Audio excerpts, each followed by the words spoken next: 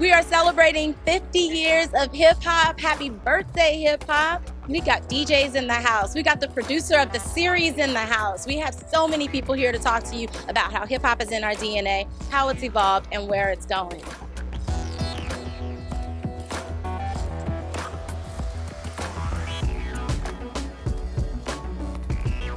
Biggest challenge that happened on the film in Hip House. One was created in Chicago.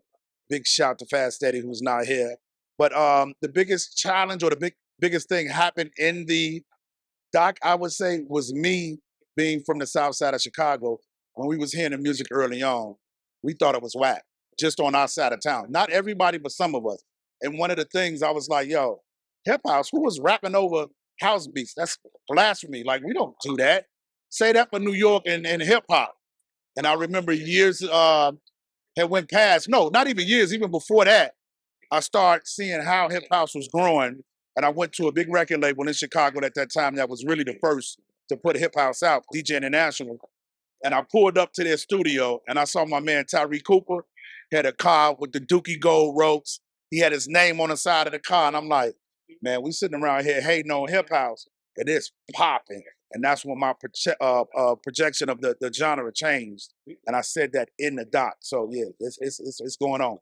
So I'm from here and everything, right? And hip house isn't as big out here. How could we get hip house spread it out more? I think right now, that's why it's so important for this doc, is that you have all these major artists like Beyonce and Drake and just doing it, but they really don't know what they're doing. And it's hip house. So if you look at all of the artists that are rapping over up-tempo beats, they got that from hip house. And so I think it's there. We're just letting them know where it came from and we're going to re-energize it. So it's going to be coming back strong. And it's crazy because they play hip house all the time when they take the records. Last question, can we get your social media? Yes, sir. You can find me everywhere, DJ Terry Hunter. Twitter, IG, Facebook, everything DJ Terry Hunter. Mine is that I've always been toying with mixing faster tempos and slower tempos because when we came along in the early 80s, you had to be a guy. When you went to a party, you had to be able to bridge all of that. R&B, soul, sometimes rock, all of the things that you have to be able to do. So I've been doing the amalgamation, man, for a long time.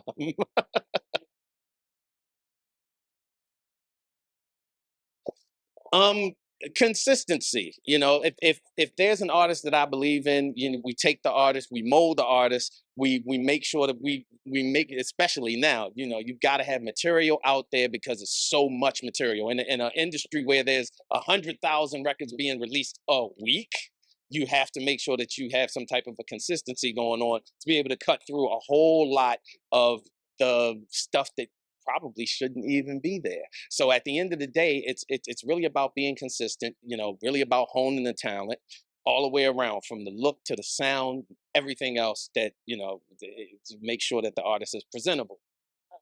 You're right, because it's a lot of bullcrap on the radio right now. Which is why I'm saying it's really amazing at you when you have an artist that is the underdog, that really doesn't have the financial backing, but has the skill, that has the ability, you know, and that artist will always shine. And yeah, it's going to be harder work. It's going to take maybe even more time. But the bottom line is that the cream will rise eventually. And it's so funny that you said that, because when Sexy Red came out with her song, the Ski-O song, and it won Song of the Year, people went crazy and everybody was hating on her. But like you said, she rose to the top and she did what she had to do. Listen.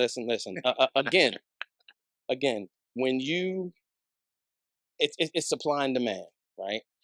She's giving people what people want to hear. It's the long and short of it. She's giving people what people want to hear. And her style of doing it, I don't necessarily agree with, but it works. So don't give up. Do what you need to do and see what happens. And, you know, all you can do is really focus in on it, hone in on it. And again, you know, you can be successful when you don't even think that you might be. Where can everybody follow you at, my man? DJspin.com, QuantizedRecordings.com. That's my label. It's the label that I'm rolling with. I also have up the Facebook, Instagram. It's DJ SPEN, the S to the P, not the I, but the EN. Full effect, baby. It's me. So. Yo, you heard it right here first, man. If DJ Spin ain't dropping it, it ain't hot. Everybody's been coming through this carpet dressed so fashionably, and it really hit me.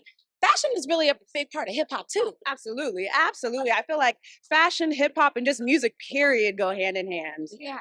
And so you are a recording artist. Yes. You want to tell us about your style? Absolutely. So yes, I'm a recording artist. My name is Jasmine Denise.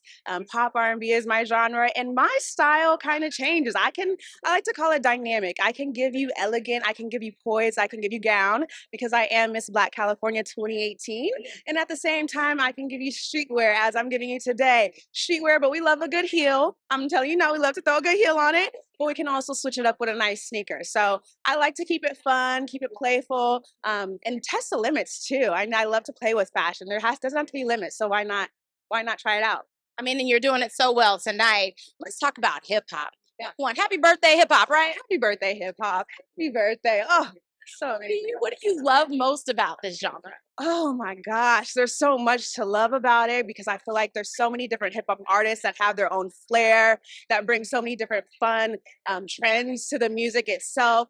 I would just say probably the lyricism and the rhythm of their beats. I feel like as a singer myself, it's very different from rapping, but there's a lot that we as artists kind of draw inspiration from as singers within our music. Not all of our songs are about to blow and, hit you with the, go to town. Some of it we have to deliver that swagger and that rhythmic feel in the lyrics. So I think that's probably my favorite thing, and that's what I like to apply to my own music too. Are there any hip hop artists that you absolutely adore? Ooh, I was thinking about this. Mine has always been Lil Wayne for so long. It's a good one.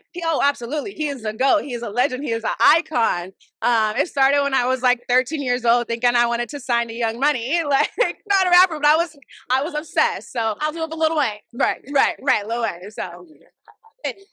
Any last words you want to say to the hip hop fans out there, and to Hip House and the cast and the crew? Yeah, I just want to say, all the creatives out there, just keep doing you, keep being creative, keep doing the things that you love, that drive you, that fill you with joy, because what you're doing is not only fulfilling you, but it's fulfilling so many other people. So to my hip hop heads, my music heads, my singers, we got to keep doing what we do.